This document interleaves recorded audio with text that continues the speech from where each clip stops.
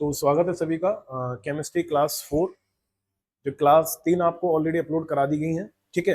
और आज अपन क्लास 4 को देखेंगे, जिसमें अपन ने जो लास्ट क्लास में छोड़ा था उसी के आगे से अपन इसको कंटिन्यू करते हैं बिना किसी देरी के, ठीक है। चलो, तो लास्ट क्लास में मैंने आपको बताया था एटॉमिक नंबर और एटॉमिक मास के बारे में, ठीक है। तो आप हेडिंग डालेंगे अपनी कॉपी में। देखो, एटॉमिक नंबर मैंने आपको बताया था कि एटॉमिक नंबर को Z के द्वारा डिनोट करते हैं, और मैंने आपको बताया था कि एटॉमिक मास को A के द्वारा डिनोट करते हैं। तो एक सिंपल सा एग्जांपल अपन समझते हैं। जैसे मैंने कहा सोडियम, सोडियम अगर मैंने किसी भी एलिमेंट के नीचे किसी नंबर को लिख दिया और उसके ऊपर कोई नंबर लिख दिया, तो जो नीचे वाला नंबर होता है वो हमेशा Z को रिप्रेजेंट करता है और ऊपर वाला नंबर हमेशा A को रिप्रेजेंट करता है। तो यानी कि यहां सीधा सा मतलब है कि यहां पर सोडियम का जो एटॉमिक नंबर है, एटॉमिक नंबर है वो कितना है, वो 11 है। और इसका अगर आपसे एटॉमिक मास पूछा जाए तो एटॉमिक मास कितना है, वो 23 है, ठीक है, 23 है। अब आपको करना क्या है, पीरियोडिक टेबल लेनी है, उसमें आपको सारे एलिमेंट्स लिखे मिलेंगे, उनके नीचे जो नंबर लिखे हैं दरअसल में वो एटॉमिक नंबर है और ऊपर लिखे हैं वो एटॉमिक मास। मैं भी आपको स्क्रीन पर लगा के दिखा दूंगा। तो आपकी ड्यूटी है, एक होमवर्क है कि आपको कम से कम 1 से लेके 30 तक आपको पीरियोडिक टेबल में जो भी एटॉमिक नंबर दिए हुए हैं वो आपको याद रखने हैं। किसके? एलिमेंट्स के।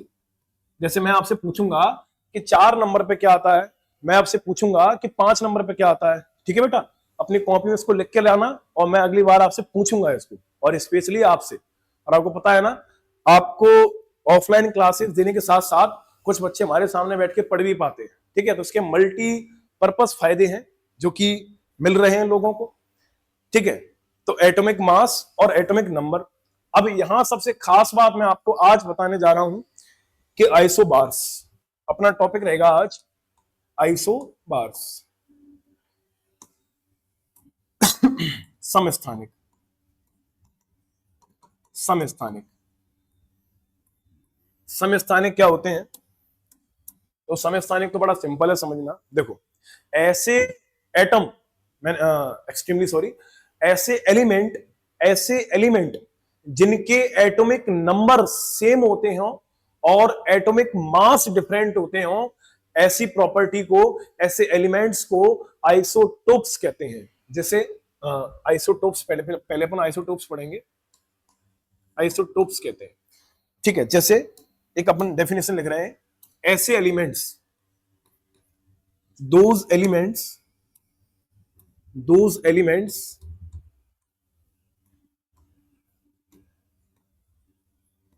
which have same atomic number but different atomic mass is called isotopes। यानी कि ऐसे तत्व, ऐसे तत्व जिनके परमाणु क्रमांक समान होते हो,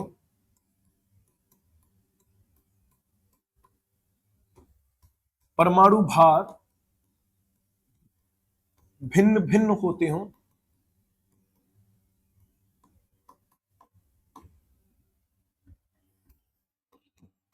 उन्हें समस्थानिक कहते हैं। समस्थानिक कहते हैं। एग्जाम्पल से अपन समझते हैं। देखो, शब्द को समझना तो बड़ा आसान है कि ऐसे एलिमेंट्स जिनके एटॉमिक नंबर सेम होते हो और एटॉमिक मास डिफरेंट होते हो, उन्हें अपन आइसोटोप्स या समस्थानिक कहते हैं। अपन ने पढ़ा होगा, ये बहुत बेसिक बातें हैं, 9th-10th क्लास की बातें हैं, ठीक है। तो जैसे अपन एग्जाम्पल की बात करें, जैसे मैंने कहा आपके सामने, जैसे हाइड्रोजन है, हाइड्रोजन के 3 समस्थानिक होते हैं। कितने आइसोटोप्स होते हैं? 3 आइसोटोप्स। कौन कौन से होते हैं? एक होता है H1 एक होता है H1 2 और एक होता है H1 3। देखना यहां ध्यान से, देखो एटॉमिक नंबर सबके सेम है, एक एक एक। एटॉमिक मास अलग अलग है, देखो इसका पहले का 1, इसका 2, इसका 3। एटॉमिक मास अलग हो गए, एटॉमिक नंबर सेम हो गए। तो पहला वाला जो होता है ना, इसको बोलते हैं प्रोटीरियम। क्या बोलते हैं? प्रोटीरियम। दूसरे वाले को बोलते हैं ड्यूटीरियम। तीसरे वाले को बोलते हैं ट्राइटीरियम। इसको सिंपली पी के द्वारा डिनोट कर देते हैं, इसको डी के द्वारा और इसको टी के द्वारा। ठीक है, तो हाइड्रोजन के 3 आइसोटोप्स होते हैं। कार्बन के भी 2 होते हैं, अभी अपन कार्बन के भी देखने वाले हैं, और भी देखेंगे अपन। देखो और एग्जांपल लिखें अपन, तो जैसे और एग्जांपल देखते हैं, जैसे कार्बन।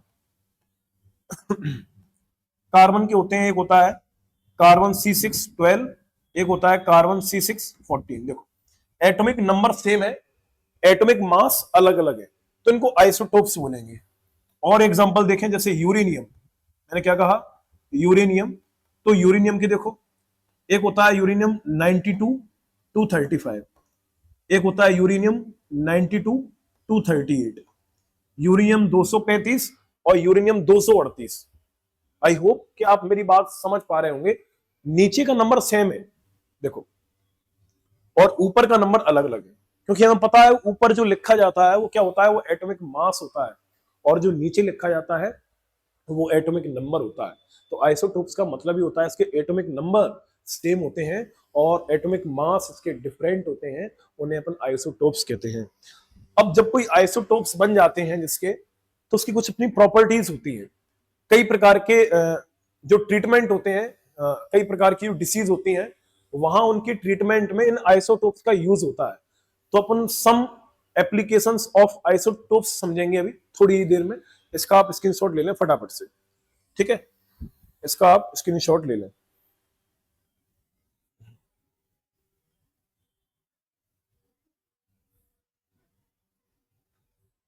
ठीक है,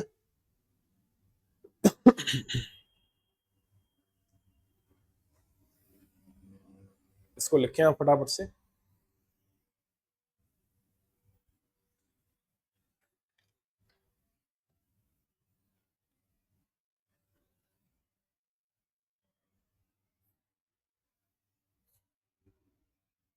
ठीक है, applications of isotopes in various treatment.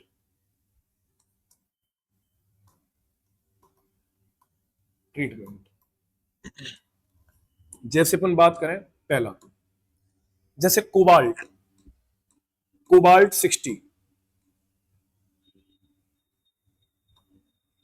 Cobalt का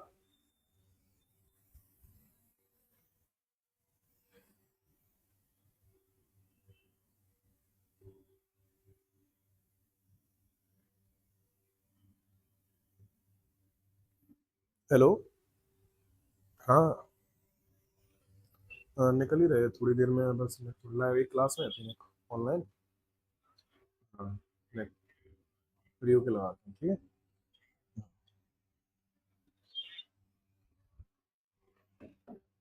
तो कोबाल्ट 60 जो है, इसका यूज होता है कैंसर के ट्रीटमेंट में। किसके ट्रीटमेंट में होता है? Cancer treatment. ठीक है, कैंसर ट्रीटमेंट। ठीक, और देखेंगे आप, एक होता है आयोडीन 131। आयोडीन 131 का यूज होता है, ये सब उसके क्या बोलते हैं? एटॉमिक मास है ये। इसका यूज होता है, एक बीमारी होती है ग्वाइटर, आपने सुनी होगी। और एक होता है, एक होता है थायराइड कैंसर। थायराइड कैंसर, इसके ट्रीटमेंट में इसका यूज होता है। ठीक है, और देखो, एक होता है सोडियम 24। इसका यूज होता है ब्रेन ट्यूमर के इलाज में। किसके इलाज में होता है? ब्रेन ट्यूमर के इलाज में।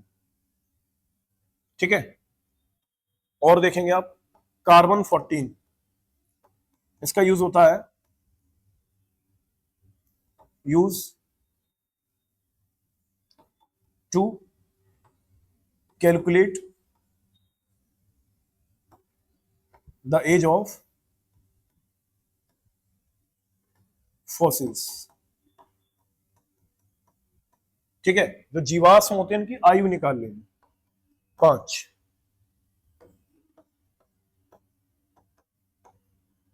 यूरेनियम 235, इसका यूज होता है टू कैलकुलेट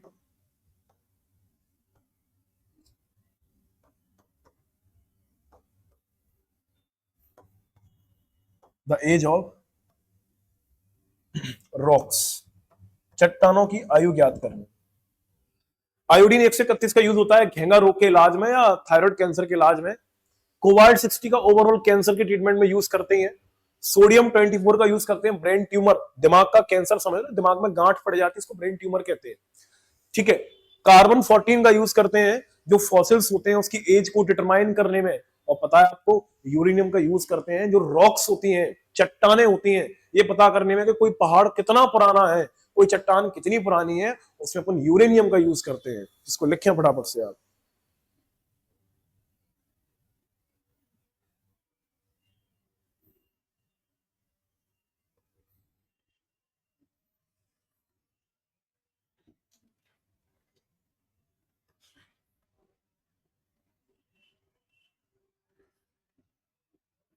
ठीक है, फटाफट से लिखेंगे इसको अपन।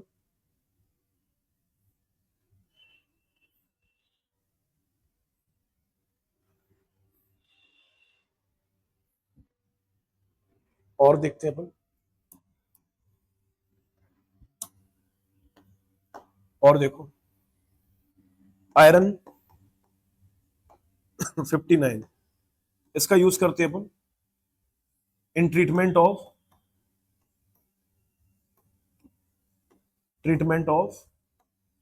एनीमिया, एनीमिया के इलाज में इसका यूज करते हैं अपन।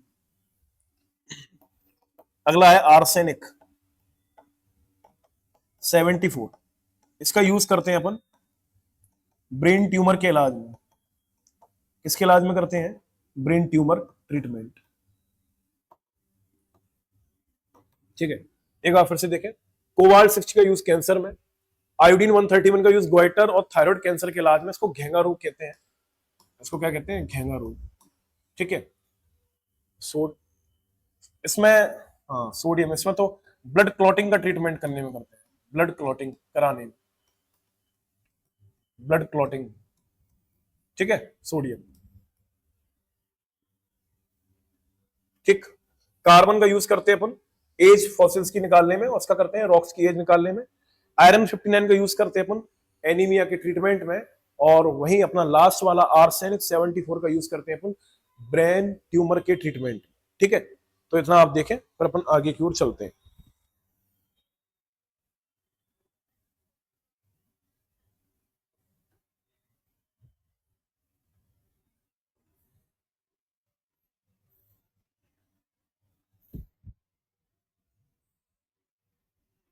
ठीक है, तो यहां तक आपने लिख लिया होगा। देखो, अगला अपना है आइसोबार। आइसोबार यानी कि संभारिक, संभारिक देखेंगे इसमें those elements which have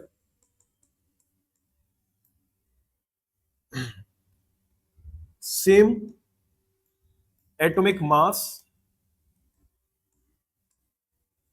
and different atomic number। यानी कि इसमें क्या होता है कि परमाणु जो द्रव्यमान होता है समान होता है, लेकिन परमाणु क्रमांक जो होता है वो अलग अलग होता है, अलग अलग। जैसे लिखा भी है यहां पे, एटॉमिक मास जो होता है वो सेम होता है, एटॉमिक नंबर वो होता है वो डिफरेंट होता है। यहां मैंने क्या लिखा था आपके सामने कि यहाँ पर जो एटॉमिक नंबर होते हैं वो सेम होते हैं, और यहाँ पे क्या लिखा है मैंने, एटॉमिक मास जो होता है वो सेम होता है। ठीक है, जैसे एग्जांपल समझते हैं अपन। मैंने आपको बताया था कि ऊपर जो लिखते हैं ना वो हमेशा हमेशा एटॉमिक मास होता है। जैसे मैंने एग्जांपल लिया आर्गन, पोटेशियम और कैल्शियम। ठीक है, पी फॉर पोटेशियम, इसका होता है 18, 19, 20, ये एटॉमिक नंबर है। लेकिन इसके एटॉमिक मास कितने हैं, इसका भी 40, 40, 40। ठीक है, तो ये सब क्या हो गए, ये आइसो बार हो गए। ये क्या हो गए, आइसो बार हो गए। इनके एटॉमिक मास सेम है इनके। ठीक है, कैसे हैं, सेम है इनके। और एग्जांपल लें अपन, जैसे और ले लें अपन, जैसे मैंने कहा निकल, मैंने क्या कहा, आयरन और निकल। आयरन का एटॉमिक नंबर हो गया 26, निकल का हो गया 28, इसका वेट होता है 58, इसका एटॉमिक मास होता है 58।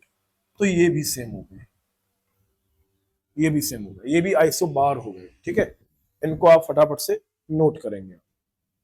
ठीक है, इसको आप नोट करेंगे। ऐसे और भी एग्जांपल मिल जाएंगे आपको। ये आइसो बार हो गए, इनके एटॉमिक मास सेम है, एटॉमिक नंबर डिफरेंट है इनके। ठीक है,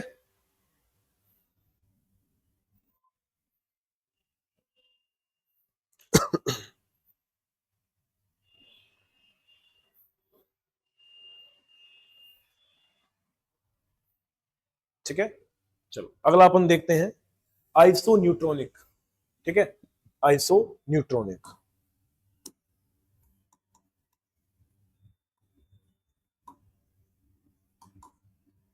आइसो आइसो न्यूट्रॉनिक, सम न्यूट्रॉनिक, सम न्यूट्रॉनिक। तो बहुत सिंपल है इसकी डेफिनेशन। ऐसे एलिमेंट्स, ऐसे एलिमेंट्स जिनके जिनके न्यूट्रॉन्स के नंबर सेम होते हैं उन्हें आइसो न्यूट्रॉनिक बोलते हैं। जैसे अपन एग्जाम्पल की बात करें, जैसे जैसे मैंने कहा आपसे, सिंपली आप एग्जांपल ले लें। जैसे कार्बन है, देखो इसको मैंने यहां आपको समझाया भी है। कार्बन, कार्बन के आइसोटॉप्स देखो, एक C12 भी है, एक C14। तो एग्जांपल के लिए अपन ये वाला ले रहे हैं। ठीक है, देखना, कार्बन C14 ले लिया अपन ने, एटॉमिक नंबर कितना है, 6 है। एक अपन ऑक्सीजन ले रहे हैं 8, 16। अब हमें पता है इसमें प्रोटॉन कितने हैं, एटॉमिक नंबर से प्रोटॉन निकल आते हैं, और इलेक्ट्रॉन भी कितने हैं, 6। और हमें न्यूट्रॉन निकालना है, तो एक फॉर्मूला होता है A = P+N। मैंने पिछली क्लास में लिखाया था, उसको आप एक बार वॉच कर लेंगे। तो A की जगह हमें A पता है कितना है, 14 है, और P पता है हमें कितना है, 6 है। तो हम N तो निकालना हमारे बाएं हाथ का खेल है। N = कितना हो जाएगा, 8 हो जाएगा। कितना हो जाएगा, 8। ठीक है, तो हमें पता चल गया N बराबर कितना है, इसमें 8 है। ठीक है, यहाँ P कितने हैं, P यहाँ 8 है, E कितने हैं, 8 है, और यहां भी आप N कैलकुलेट करेंगे तो सेम ऐसे ही निकल आएगा। ये तो किसके लिए हो गए, ये कार्बन के लिए हो गए, है ना। ऑक्सीजन के लिए आपको पता करना है, तो ऑक्सीजन का A = P+N। A का मान आपको पता है कितना है, 16, P का 8 है, N का निकालना है, तो N = 8 फिर से हो जाएगा। तो यहां भी 8 हो गया। अब आप ध्यान से देखेंगे, आप बड़े तसल्ली से और इम्तिनान से जब देखेंगे आप, तो आप पाएंगे कि दोनों के न्यूट्रॉन सेम सेम हैं। बस ये क्या हो गए, दीज आर आइसो न्यूट्रॉनिक। यही तो आइसो न्यूट्रॉनिक होते हैं। ये क्या होते हैं, आइसो न्यूट्रॉनिक। बात समझे मेरी आप, न्यूट्रॉन सेम हो गए इनके। न्यूट्रॉन कैसे हो गए, सेम हो गए। ठीक है, तो कितनी सिंपल कहानी है। हम जब छोटी क्लासेस में थे तो बड़े कॉम्प्लिकेटेड लगते थे। ठीक है, आज आप इनको पढ़ के देखेंगे आप तो बहुत इजी लगेंगे। ठीक है, आइसो न्यूट्रॉनिक। ठीक, तो लिखें इसको आप, बड़े सिंपल है ये तो।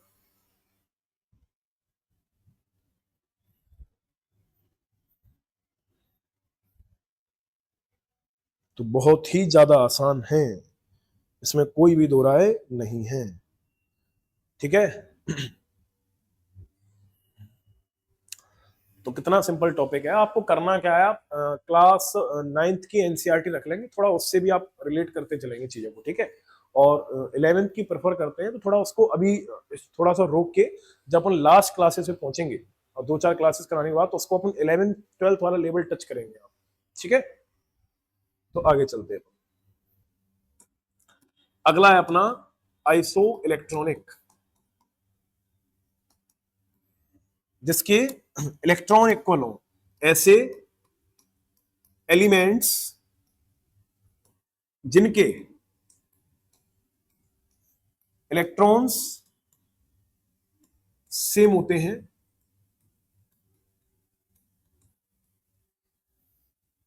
वे आइसो इलेक्ट्रॉनिक कहलाते हैं, आइसो इलेक्ट्रॉनिक कहलाते हैं, कहलाते हैं।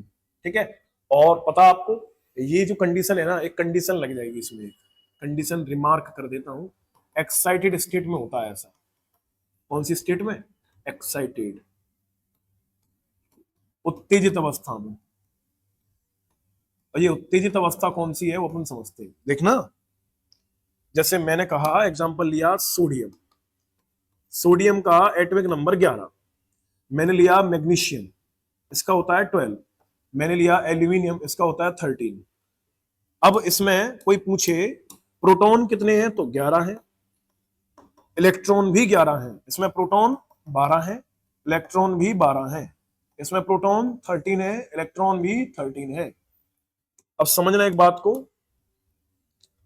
कोई भी जो परमाणु होता है ना, अपनी आउटर सेल में, मैंने क्या कहा, आउटर सेल में जो उसकी बाहरी कक्षा होती है, उसमें कम से कम 8 इलेक्ट्रॉन रखना चाहता है। कितने इलेक्ट्रॉन रखना चाहता है? 8। इसको समझना आप बारीकी से, देखना। जैसे एटम, इसका डायग्राम बनाए, तो पहली कक्षा में कितने इलेक्ट्रॉन हो गए? 2, ये सोडियम का है। दूसरी में कितने हो गए? 8, ये मैंने 8 लिख दिए। ठीक है, तो इसमें मैं थोड़ा फिलिंग नहीं कर रहा हूं, डायरेक्ट नंबर लिख रहा हूं। तो 8 और 2 कितने हो गए? 10।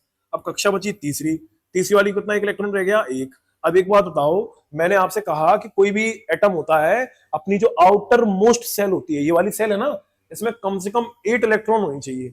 अगर 8 से कम है तो पता क्या करेगा?